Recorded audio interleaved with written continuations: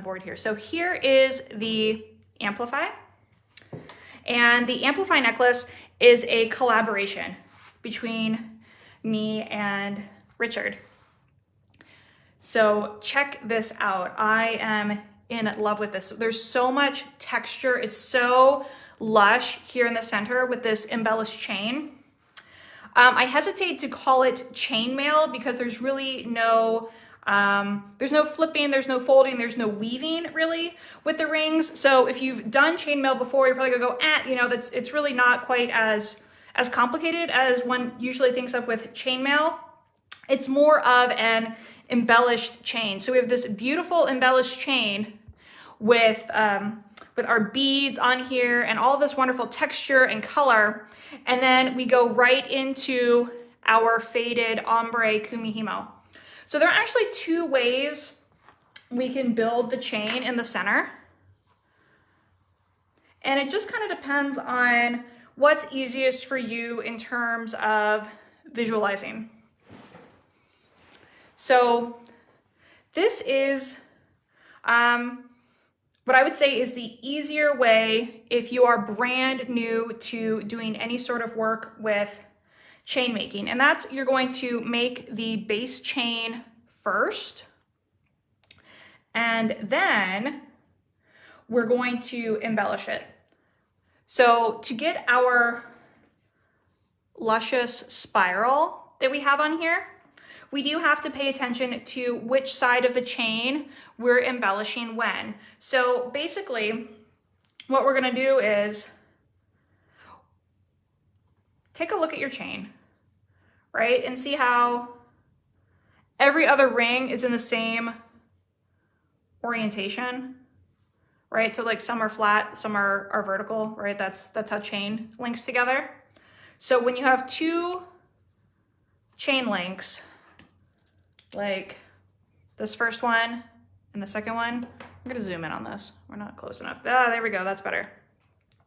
So we're looking at this first one and the second one, right? They're in the same orientation plane. We're gonna put our embellishment on this side for this ring and on this side for the other ring, right? That makes sense? So here's how we do it. I like to work with a bent nose and a flat nose plier. Here's my flat nose, here's my bent nose. You could, of course, work with any combination that you want, right? Like you could have two bent nose, you could have two flat nose, whatever you want there. But I'm gonna use one of each. So I'm going to pick up my beaded ring and I'm just gonna put it on this first link here. I'm gonna try to stay in frame. I think I might be too zoomed. There we go. Let me mess with the focus a little bit. Boop, there we go. That's better. All right, then I'm going to close this up. So just a refresher on opening and closing jump rings. One side stays still, the other side is what's going to be moving back and forth. So I'm just going to bend this back towards me. There you go. I don't know if you heard that little like snap there, snap close. So I got one on there. Let's do it again. And I'm not super graceful about this. Gonna be fully honest here. I'm not really graceful when it comes to doing the rings. And Richard and I actually talked about who should do the demo.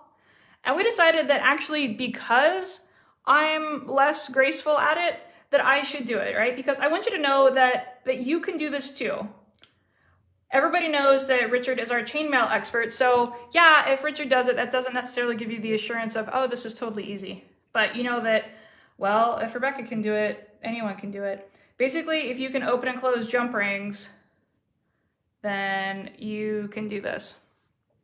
Now, if you're watching Richard do this, they would never set down their pliers. They would use them to pick up everything. Like I said, I'm just a little bit slower at it. And that's fine. You know, not everything we have to do is for speed. sometimes we can just take our time and move along, just one step at a time, right? So I'm just building this. It's a really, really full fluffy chain. So we're gonna put a lot of doodads on here. All the doodads.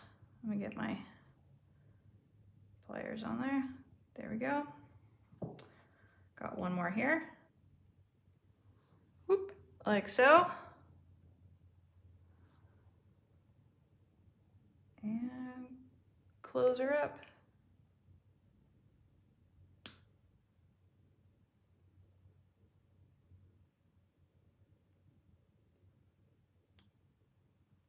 Now, one really nice thing to know about this project is it's actually quite forgiving because you have all the beads on here. That provided you haven't left your jump ring like gaping open, if there's like a little teeny like overbite or something, it's not going to scratch you because the beads keep the rings from actually touching your skin. And Joyce is asking, is that Tool Magic on your pliers? It is. Yep. My pliers are dipped in Tool Magic. It's a rubberized coating. It comes liquid in a jar and you just dip your pliers in nice and slow, pull it back out and let them dry. All right, so there's my first one. Let's do the next one. So get you on here.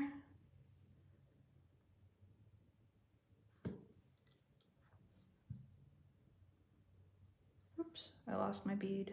Come back, bead.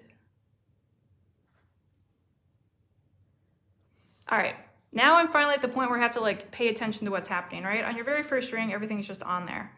But now I've got one beaded ring off of my main chain. I need to make sure that I put my next beaded ring on the same side of the same ring, right? We don't want half and half, they all go on the same side. So just look where you're going.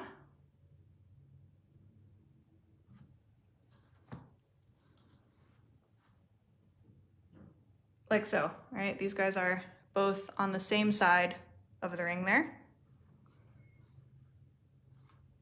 Just gonna flip pliers here. Gonna put the bent in my left hand. There we go. Again, make sure I'm on the same side of the same ring.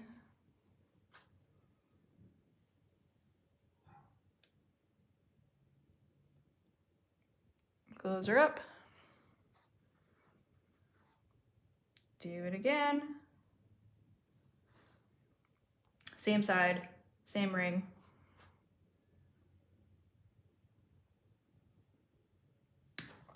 Whoops. And I just threw my beaded rings all over the place. See what I mean about less than graceful? And that's okay.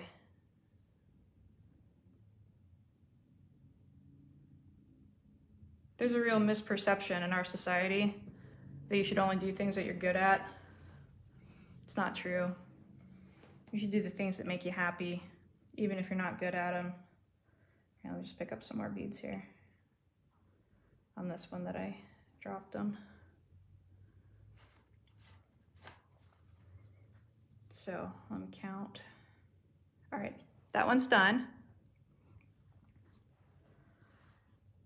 So now I'm looking at the third ring in the chain. I have to figure out which side the beads go on.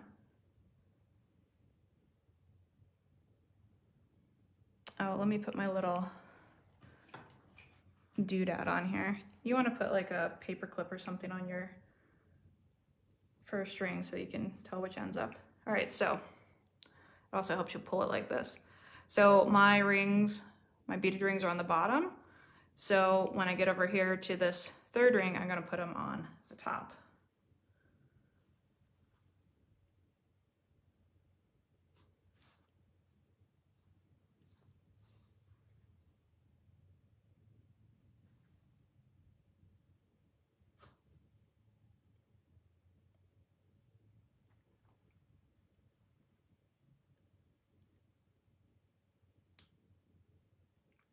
Oh, there we go. That was a nice close. Good job, Rebecca.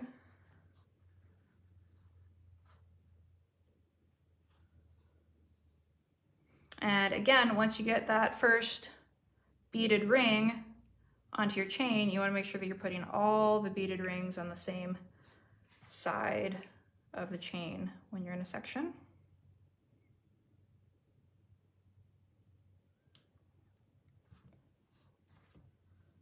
See? You can see it's starting to spiral already.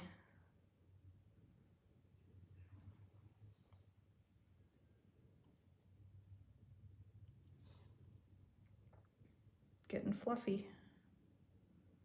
Am I on the right ring? Nope. There you go. There's the correct ring. Close her up.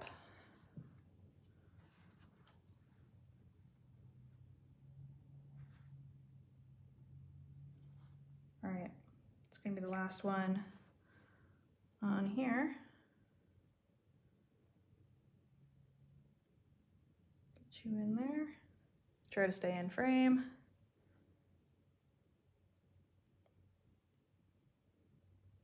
There we go. So this is one way to do it. The instructions in the kit are going to have both methods. So this is the build the chain first and then embellish it. Let me scoot this out of the way. I have another tray set up. Oh, another fuzzy mat. Here we go. So this is the build as you go. So here I've already pre-closed all of my beaded rings. I'm just gonna like build my chain fully embellished as I go. So when I'm looking at this and I have to figure out which side to put my embellishments on, I'm looking at the ring before the one I'm attaching to, right? So this ring, this is my last ring. I'm gonna attach something to it. The ring before it, over here, my beads are on this side, the side closest to me. So that means when I put my beads on with my new ring, they're gonna go on the side farthest from me. So let's pick up a new base ring.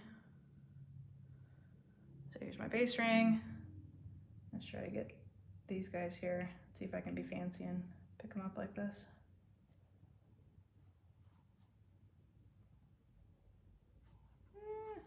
Almost. There we go. Got it. Cool.